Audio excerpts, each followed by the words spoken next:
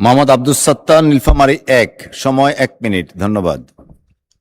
জি, ধন্যবাদ মাননীয় স্পিকার। বর্তমান পৃথিবী যখন এআই আর রোবোটিক্স নিয়ে এগিয়ে চলছে, তখন 2001 সালের বিজ্ঞান ও প্রযুক্তি বিশ্ববিদ্যালয় বাতিল করে 2026 সালে এসে একে সাধারণ বিশ্ববিদ্যালয় করা হচ্ছে। এর চেয়ে বড় ব্যাকডেটেড ও আত্মঘাতী সিদ্ধান্ত আর কি হতে পারে? সরকার কি তবে আধুনিক শিক্ষার পথ বন্ধ করে যুব সমাজকে স্টেপ বেকার বানানোর আরও একটি সার্টিফিকেট কারখানা খুলতে যাচ্ছে কিনা?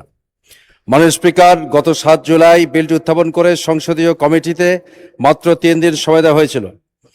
3 দিনে একটি পূর্ণাঙ্গ বিশ্ববিদ্যালয়ের আইন পর্যালোচনা করা সম্ভব, নাকি সরকার তাদের পূর্ব নির্ধারিত দলীয় এজেন্ডা বাস্তবায়ন করতে এই সংসদকে রাবার স্টাম্প হিসেবে ব্যবহার করছে?